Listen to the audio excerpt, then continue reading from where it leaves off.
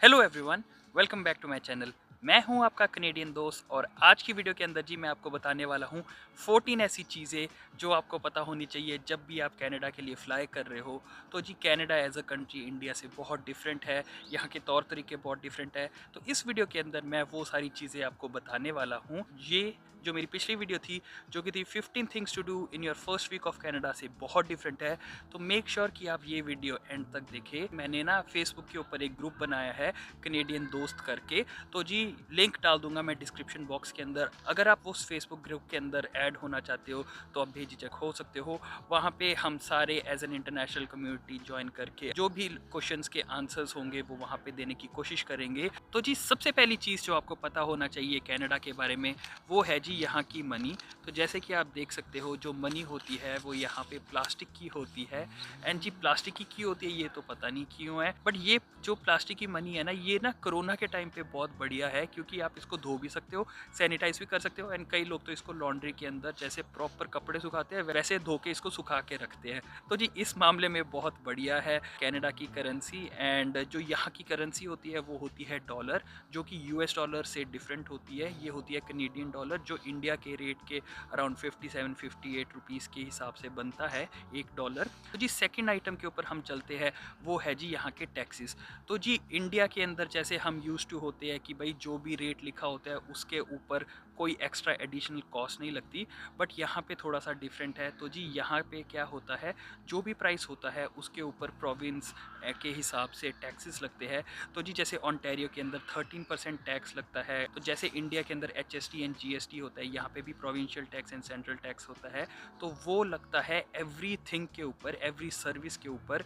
तो जी अगर आपने सोचा होगा कि आपने $1000 का कोई फ़ोन लेना है या लैपटॉप लेना है, बट जब आप चेकआउट करवाते हो वो $1130 का हो जाता है क्योंकि उसके ऊपर लगता है 13% टैक्स। तो जी इस चीज़ के ऊपर बहुत ध्यान रखना चाहिए क्योंकि जो नए लोग आते हैं उनको इस चीज़ का पता नहीं होता है। एंड बाद में जब वो रियलाइज़ करते हैं तो वो बहुत ज़्यादा पैसे पे कर चुके होते हैं एंड जाने अनजाने के अंदर, क्योंकि उनको पता नहीं होता कि टैक्सेस भी लग रहे हैं।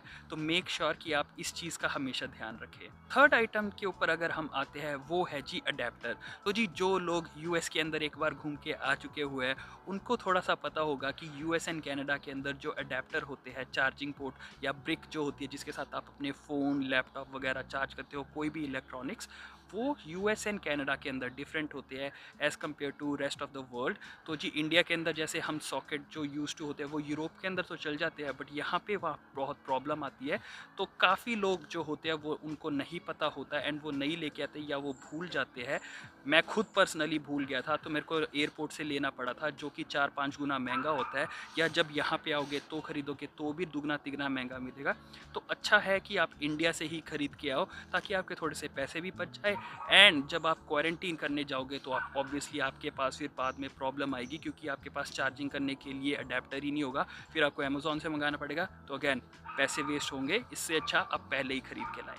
फोर्थ आइटम के ऊपर आते हैं जी, वो है जी यहाँ पे वीड। जी हाँ, मैंने बोला वीड, भांग। तो जी वीड यहाँ पे लीगलाइज़ है। भई मैं सबको यही सलाह दूँगा कि वीड मत लेना। जब आप यहाँ पे इंटरनेशनल स्टूडेंट होते हैं, आपका टेम्परेरी स्टेटस होता है, आप मत लेना क्योंकि बहुत प्रॉब्लम्स आ सकती है इन द फ्यूचर। स्पेसिफिकली अगर आप यूएस जाना चाहते हो तो कभी भी अपने क्रेडिट कार्ड से एटलीस्ट वीड को मत लेना क्योंकि यूएस के अंदर क्या है जी, यूएस के अंदर अलाउड नहीं है, इल्लीगल है वीड। एंड जब आप यूएस जाने की ट्राई करते हो या अप्लाई करते हो या आपका वीज़ा लगा होता है एंड आप जा रहे होते हो, तो जी आपके क्रेडिट कार्ड की हिस्ट्री जो है वो चेक कर सकते हैं वहाँ के इमिग्रेशन ऑफिसर एंड आपको मना कर सकते हैं, आपको डिनाई कर सकते हैं एंट्री इन यूएस। क्योंकि मेरे दोस्त के साथ ये हो चुका हुआ है, इसीलिए मैं आपको बताना चाहता हूँ कि भाई ये बहुत ही रिस्की होता है, स्पेसिफिकली अगर आप वीट खरीद के लेके जा रहे हो, क्योंकि ऑब्वियसली उनको तो यही लगेगा कि ये बंदे ने अगर वीट खरीदी है तो ये स्मगल भी कर सकता है यूएस के अंदर, राइट। तो इस वजह से वो रोकते हैं एंड प्रॉब्लम क्रिएट करती है जिन भी लोगों ने वीट खरीदी होती है। फिर आते हैं जी फिफ्थ आइटम के ऊपर, जो होती है हॉलीडेज़। तो जैसे कि आप यूज टू होंगे कि भाई दिवाली की हॉलीडेज़, होली की हॉलीडेज़, दशहरा की हॉलीडेज़, यहाँ पे ऑब्वियसली वो वाले फेस्टिवल्स तो मनाए नहीं जाते। तो काफ़ी लोगों को होम सिकनेस फील होती है इन हॉलीडेज़ के थ्रू। बट जी यहाँ पे कनाडा की खुद की हॉलीडेज़ होती है, for example saint Patrick's Day, Christmas. Christmas तो चलो आपको पता ही होगा, बट फिर भी यहाँ पे जो कल्चर है वो वेस्टर्न कल्चर है, तो वेस्टर्न हॉलीडेज़ होती है। तो मेक श्योर कि आप उस हिसाब से इंक्लाइंड होके काफ़ी कम्युनिटीज़ और कॉलेजेस भी करवाते हैं इंडियन फेस्टिवल्स। ऐसा नहीं है कि यहाँ पे बिल्कुल ही नहीं होता, बट उस स्केल पे नहीं होता जो इंडिया में होता है। जैसे इंडिया में क्या होता था, जब क्रिसमस होता था तो 11-12 बजे तक मॉल्स खुले होते थे, बट यहाँ पे जो होता है वो बिल्कुल ऑपोजिट होता है। क्रिसमस जो यहाँ की सबसे बड़ी हॉलीडे है, उस दिन बिल्कुल सब कुछ बंद होता है। मोस्टली जो खाने पीने की चीज़ें खुली होती है, बाकी मॉल्स वगैरह शॉप्स वगैरह बंद होती है, क्योंकि उनका मेन रैशनल ये होता है कि भाई ये हॉलीडे है जो अपनी फैमिली के साथ मनाना चाहिए, तो सब कुछ बंद करके फैमिली के साथ रहो। तो ये बहुत इंटरेस्टिंग है एंड काफ़ी लोगों को थोड़ा डिफरेंट लगता है, क्योंकि जब मेरा फर्स्ट ईयर था यहाँ पे तो मेरे साथ भी यही होता, ये सोचा था कि भाई क्रिसमस है, मॉल जाएंगे, घूमेंगे फिरेंगे, ऐश करेंगे, बट जब तैयार होके पहुँचे मॉल तो सब कुछ बंद। तो ये एक लर्निंग एक्सपीरियंस था। तो जी 6th आइटम के ऊपर हम आते हैं, वो है जी रिटर्न पॉलिसी। तो जी यहाँ की जो आपने सुना होगा कि रिटर्न पॉलिसी बहुत अच्छी है, तो बिल्कुल करेक्ट है। मोस्टली जो इलेक्ट्रॉनिक्स या क्लोथ्स वगैरह जो होते हैं उसके ऊपर 1 मंथ की रिटर्न पॉलिसी तो होती ही होती है, कि आप चाहे खुला हुआ पीस भी वापस कर सकते हो। फॉर एग्जांपल वॉलमार्ट जो है वो तो अप टू 3 मंथ्स तक रिटर्न पॉलिसी वो मेंटेन करके रखता है, जो कि बहुत डिफरेंट है। क्योंकि इंडिया के अंदर तो होता है कि भाई एक बार अगर आप ले गए तो वो चीज़ आपकी होगी, कोई रिफ़ंड नहीं है, बट यहाँ पे रिटर्न करोगे तो पूरा का पूरा रिफ़ंड भी मिलता है। तो यहाँ की ये चीज़ बहुत अच्छी है। 7th आइटम के ऊपर हम आते हैं जी, वो है जी ड्राइवर लाइसेंस। तो ड्राइवर लाइसेंस मैं पिछली वीडियो के अंदर भी कवर किया था, जिसके अंदर मैंने बताया था कि G1 लेना होता है, then G2, then G। But जी अगर आपको G1 के बाद डायरेक्ट G देना है तो आपको ड्राइवर लाइसेंस का एक्सट्रैक्ट लेके आना होता है इंडिया से। अगर आपके पास इंडिया के अंदर एक्सपीरियंस है ड्राइविंग का तो वो आप यूटिलाइज़ कर सकते हो। एंड जो यहाँ पे वेटिंग होता है बिटवीन G1 एंड G2 जो कि 1 साल का होता है, वो आप मिटिगेट कर सकते हो, प्रिवेंट कर सकते हो, एंड आप डायरेक्ट एलिजिबल हो सकते हो G1 लाइसेंस, जो कि बिल्कुल रिटर्न टेस्ट होता है उसके बाद फुल लाइसेंस के लिए। तो जी उसके लिए आपको क्या करवाना होता है, उसके लिए आपको बनवाना पड़ता है ड्राइवर लाइसेंस का एक्सट्रैक्ट, जो आप आरटीओ या एसटीओ ऑफिस से बनवा सकते हो। उसके अंदर बेसिकली लिखा होता है कि इस बंदे के पास इतने से इतने साल का एक्सपीरियंस है। तो जब आप यहाँ पे दिखाओगे तो आपका जो है वो एक्सपीरियंस ऐड कर देंगे आपके लाइसेंस के ऊपर, एंड जितना लाइसेंस के ऊपर आपका एक्सपीरियंस होता है उतना ही आपकी इंश्योरेंस भी कम होती है। तो this is very good thing to have. तो आप जब भी आए आप अपना ड्राइवर लाइसेंस का एक्सट्रैक्ट ज़रूर लेके आए। फिर बात करते हैं जी 8th पॉइंट की, जो कि है ड्रेसिंग सेंस या क्लोथ्स। तो जी यहाँ पे आपने मेरी वीडियोस के अंदर देखा होगा कि लोग जो है बहुत ही म्यूटेड कपड़े पहनते हैं, मोस्टली ग्रेस, ब्लैक्स, वाइट्स, ऐसे ऐसे कपड़े पहनते हैं, बहुत ही चटक मटक नियॉन कलर्स के नहीं पहनते। जब मैं इंडिया से यहाँ पे आया था तो मैं भी बहुत सारी पगड़ियाँ लेके आया था कि भाई ऑरेंज पगड़ी पहनेंगे, नियॉन कलर की पहनेंगे। आपने फिर भी देखा होगा मैं ब्लू वगैरह पहन लेता हूँ, तो ब्लू इज़ मैनेजेबल, बट अगर आप नियॉन ग्रीन या ऑरेंज कलर की पहनोगे तो ऑब्वियसली इतने भड़कीले कलर यहाँ पे लोग नहीं पहनते हैं। तो वो भी थोड़ा सा डिफरेंट होता है, क्योंकि इंडिया के जो लोग होते हैं उनको बहुत ज़्यादा रंग बिरंगे कपड़े पहनने का शौक होता है, स्पेसिफिकली सरदारों को जो पगड़ियाँ पहनते हैं और लड़कियों को जो सूट वगैरह पहन के जाते हैं। ये नहीं कि बिल्कुल ही नहीं होता, इंडियन कम्युनिटी से बाहर जाओगे तो गोरे जो लोग हैं वो मोस्टली म्यूटेड कलर्स पहनते हैं। तो this is something to keep in mind. And जब आप पैकिंग कर रहे होगे कपड़ों की तो ये ध्यान में रखें कि थोड़े से म्यूटेड कपड़े लेके आए। एंड टू बी ऑनेस्ट यहाँ पे कोई किसी को फ़र्क नहीं पड़ता कि आपने कैसे कपड़े पहने हो, चाहे आप टी शर्ट के अंदर चले जाओ पार्टी के लिए भी, तो कोई किसी को कमेंट नहीं करता, कोई किसी को जज नहीं करता। सबको पता है कि बंदा अफोर्ड कर सकता है। इट्स जस्ट दैट कि वो उनका ड्रेसिंग सेंस अपने तरीके से होता है। फिर आते हैं जी 10th आइटम के ऊपर, जो कि है ओपनिंग आवर्स। तो जी इंडिया में हम यूज टू होते हैं 5 बजे 6 बजे के बाद निकलेंगे आराम से 10-11 बजे तक घूम फिर के, पूरी गेड़ी लगा के मॉल शॉल घूम के आएंगे। बट जी यहाँ पे क्या होता है, यहाँ पे जो मोस्टली मॉल्स वगैरह होते हैं वो 6 o'clock 7 o'clock तक खुले होते हैं, इससे ज़्यादा नहीं। वो भी बड़े शहरों की बात करो, जो छोटे शहर होते हैं, छोटे शहरों के अंदर तो 5 बजे के अराउंड ही बंद हो जाते हैं सारे मॉल्स वगैरह, एंड सैटरडे संडेज़ को तो और भी जल्दी बंद हो जाते हैं। तो जी this is something to keep in mind, क्योंकि जब मैं आया था यहाँ पे तो मेरे लिए भी बहुत ही शॉकिंग था। और वीकेंड के अंदर तो उल्टा जल्दी बंद हो जाते हैं, वीकडेज़ के अंदर 7 बजे तक होगा, संडे को 5 बजे तक होगा। तो this is something very different, जो मेरे को पहले नहीं पता था। एंड आपको भी नहीं पता होगा आई गेस। कमेंट करके बताओ कि आपको ये सब चीज़ें पता थी जो मैं बता रहा हूँ। तो जी 11th आइटम के ऊपर हम आते हैं, वो है जी multiculturalism, languages and food. Canada is a very diverse country, वहाँ पे सिर्फ इंडियंस नहीं आते, बहुत सारे अलग कंट्रीज़ के आते हैं। तो जिस भी कंट्री का आप नाम बोलोगे, हर कंट्री से यहाँ पे लोग पहुँचे होते हैं, एंड हर कंट्री के लोगों ने अपनी अपनी शॉप्स खोल के रखी होती है, अपनी अपनी कम्युनिटीज़ खोल के रखी होती है। फॉर एग्जाम्पल आप लोगों को पता होगा बाकी सरी एंड ब्रैम्पटन जो है मोस्टली पंजाबी रहते हैं और स्कारबरो के अंदर mostly Gujarati and south Indian रहते हैं।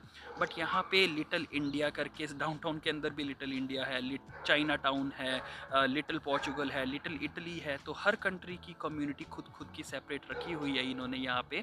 एंड उससे क्या होता है कि आपको ऑथेंटिक फूड होता है। जैसे कि आपने इंडिया में चाइनीज़ सुना होगा कि भाई चाइनीज़ बना दे, उसके अंदर भी इंडियन तड़के लगाते हैं। बट यहाँ पे जो है ऑथेंटिक चाइनीज़ मिलता है, एकदम जैसे चाइना के अंदर खा रहे हो वैसा खाना यहाँ पे मिलता है।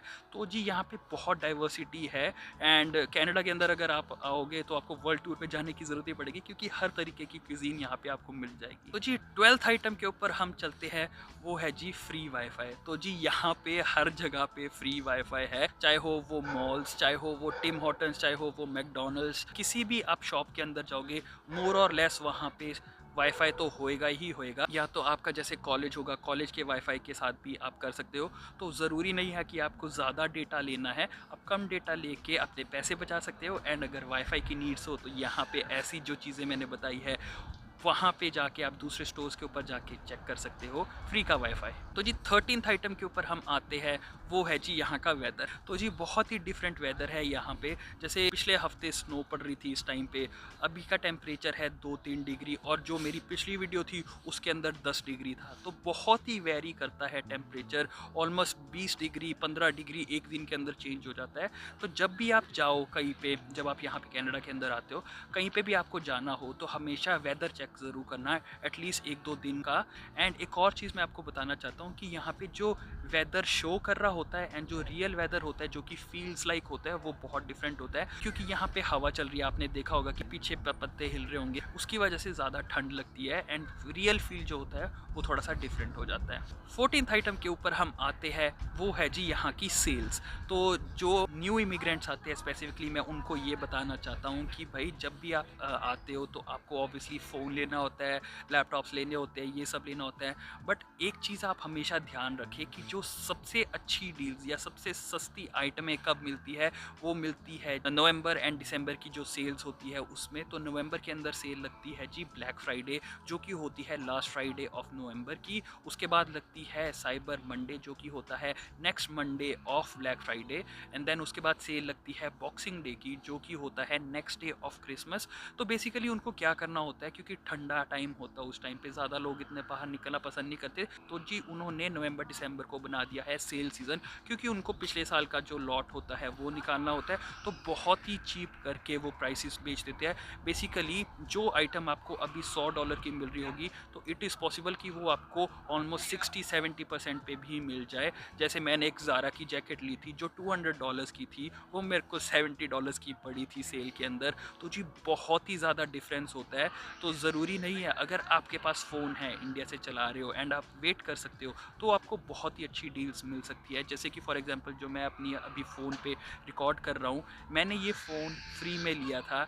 एंड फ्री में ये नहीं कि इसकी जो इंस्टॉलमेंट्स है वो मैंने फ़ोन प्लान के अंदर कर दिया, फ़ोन प्लान के अंदर भी फ्री। तो अगर आप इंटरेस्टेड हो जानने के लिए कि मुझे फ़ोन कैसे फ्री में मिला, सारी डिटेल्स, तो जी आप कमेंट सेक्शन के अंदर ज़रूर बताएं और मैं इसके ऊपर शायद एक वीडियो भी बना दूँ।